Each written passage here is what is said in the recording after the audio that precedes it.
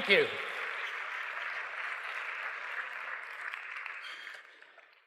Well, as you've heard, I was the official documenting photographer for the Shroud of Turin Research Project. Shroud of Turin Research Project was the first and only scientific team ever to be given permission to do an in-depth examination of the Shroud of Turin.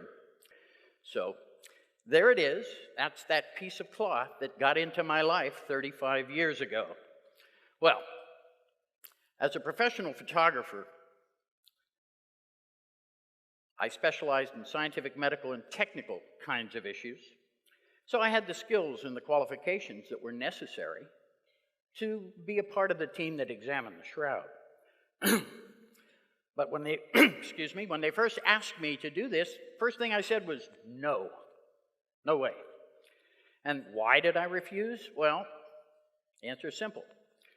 I was very uncomfortable with the subject matter because I was born and raised in an Orthodox Jewish home. Now, I want to be clear about that.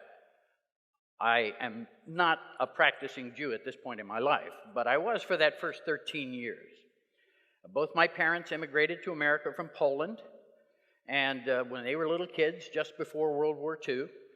And so my question, and the question that went through my mind at the time, was why would a Jewish man want to get involved with what is probably, arguably, the most important relic of Christianity? At that moment in my life, I couldn't see any benefit to being involved. Well, not only that, I was a total skeptic and figured that the shroud was probably some form of a painting, which was the conventional wisdom in 1978. I fully expected to get to Turin, take a quick look, see the paint and the brushstrokes, and go home. I even stupidly said that publicly somewhere. And of course, for the last 35 years, I've been living to regret those words. Anyway, in the end, I viewed this whole thing, this was going to be a free trip to Italy. That's what I thought. In the end, of course, I did join the team because the image on the shroud has some fascinating properties that piqued my scientific curiosity. But I still tried to quit twice again. And in fact, as our team grew, a few men from the Jet Propulsion Labs became members of our team. One of them was a man named Don Lind, may he rest in peace. Don was an imaging expert from NASA, so he was my hero immediately. So I am pretty sure that any professional photographer given that opportunity would have been honored to be a member of that team. But I remember asking Don at one point during our planning, we planned for 19 months before we came to Turin to examine the shroud. I remember asking him, I said, Don, what's a nice Jewish boy like me doing on this team? And Don, who was a good Catholic, looked me right in the eye and he said, have you forgotten that the man in question was a Jew? And I said, no, Don, that's probably the only thing I knew about Jesus, that he was a Jew. And then he said, and of course this is where Don, I think God was speaking to me through his lips, he looked at me and he said, oh, so you don't think God would want one of his chosen people on our team? And I laughed. I said, no, Don, I never thought that. And so then Don gave me what perhaps may be the best advice I've ever been given. He said, Barry, go to Turin, do the best job you can do. God doesn't tell us in advance what the plan is, but one day you'll know. You know, and on those words, I stayed on that team. Don was right, and I've never regretted taking advice and staying on that team.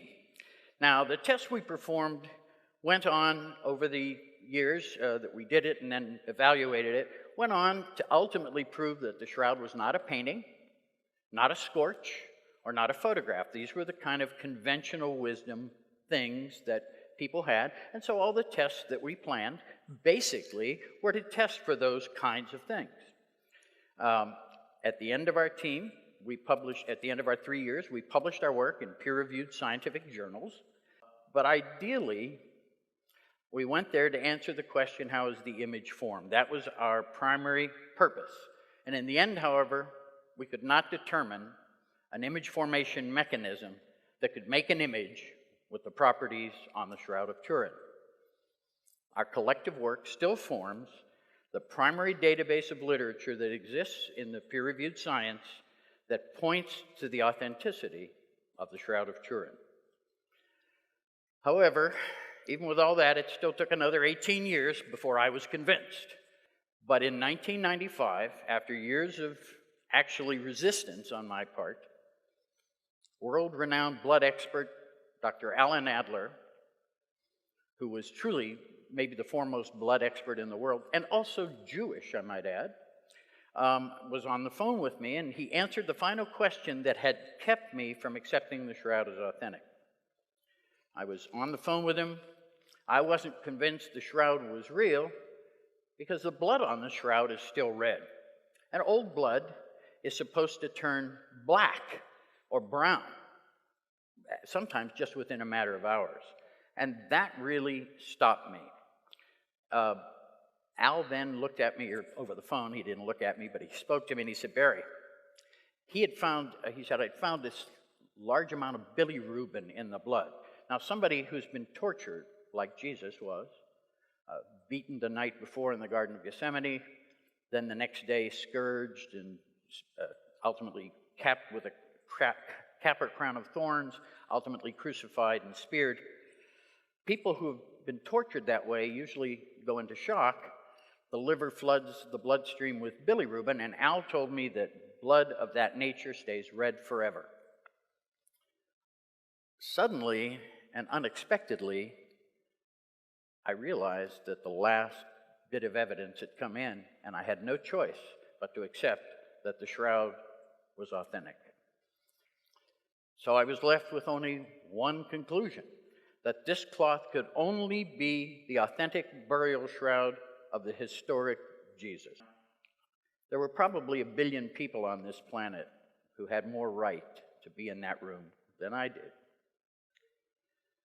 And yet, there I was in 1978, God dragging me, kicking and screaming, keeping me on that team.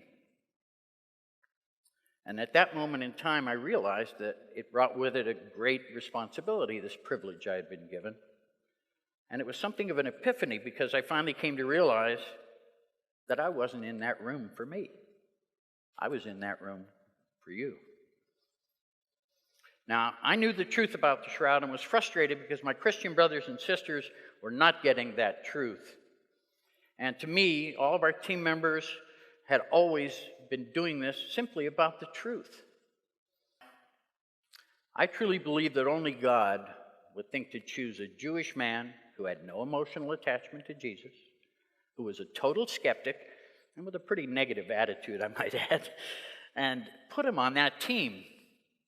Now, ironically, I'd learned as a child that the Jews were a chosen people.